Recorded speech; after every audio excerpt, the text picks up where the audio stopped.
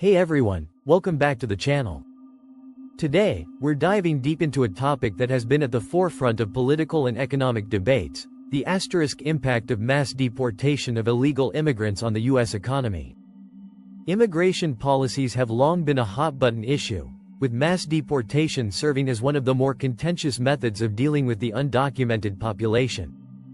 But what would this mean for the economy? Let's break it down and explore the potential impacts in several key areas. 1. Labor force disruptions. Many industries in the U.S. heavily depend on immigrant labor, including agriculture, construction, hospitality, and food service. Illegal immigrants make up a significant portion of the workforce in these sectors, often filling jobs that many native-born Americans don't seek. Agriculture and construction. In agriculture, workers are critical for planting, harvesting, and packing crops.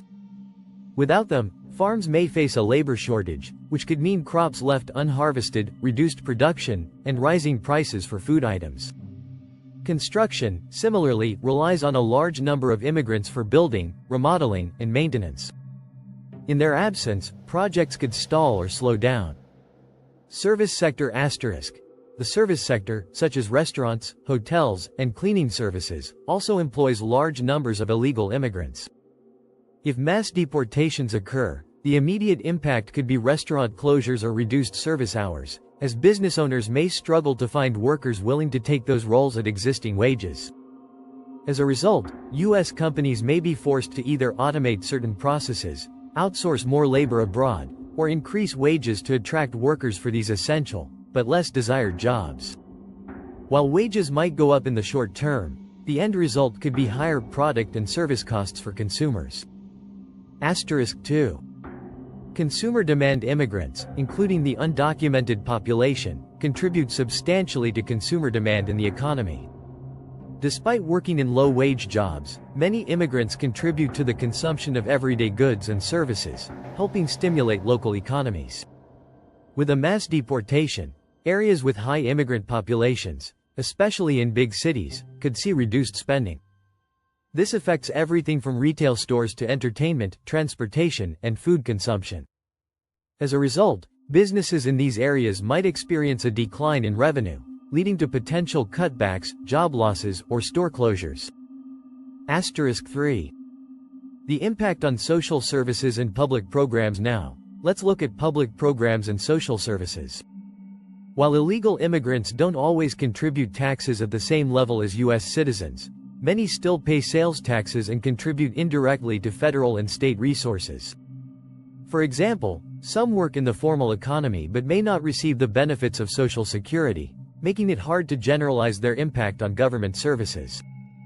However, undocumented immigrants also use public services such as education, healthcare, and emergency social services.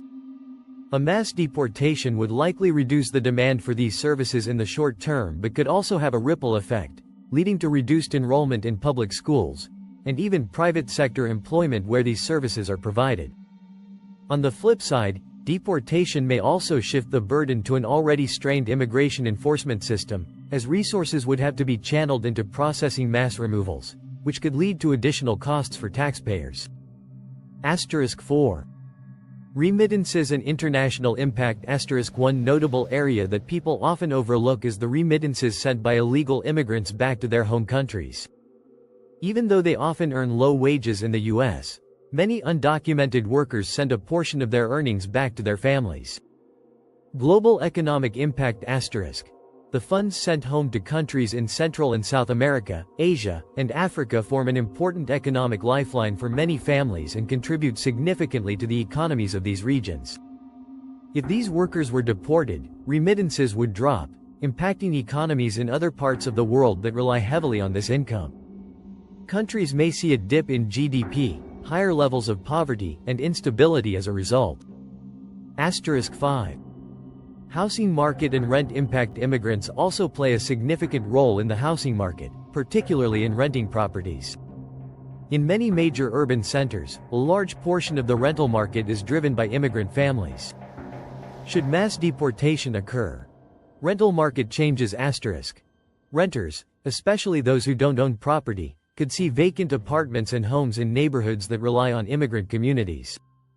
As immigrants leave, property owners may face difficulty finding new tenants, resulting in decreased rental prices and vacancies in lower-income housing sectors.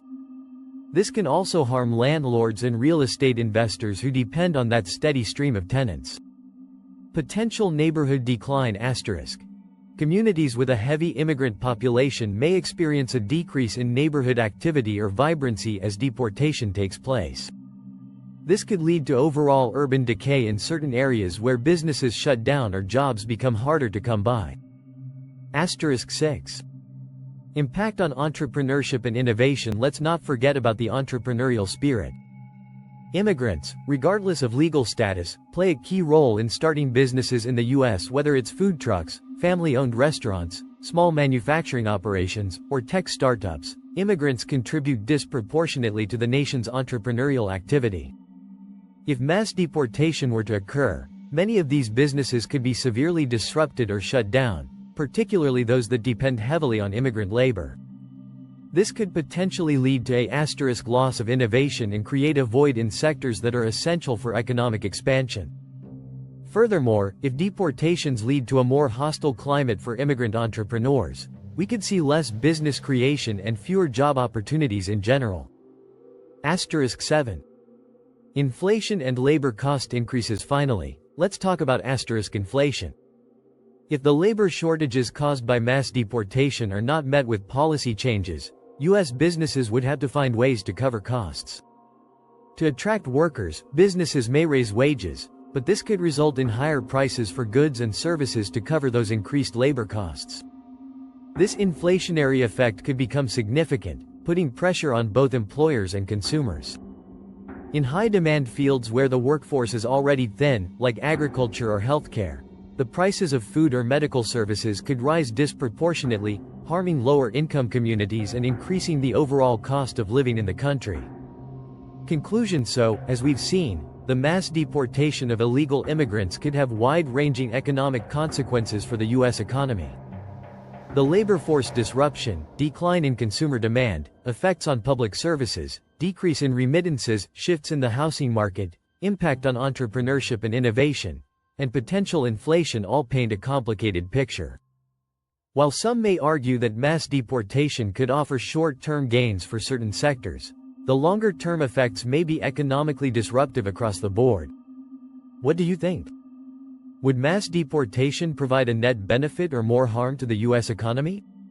Let me know your thoughts in the comments, and don't forget to like, subscribe, and hit the bell icon for more content.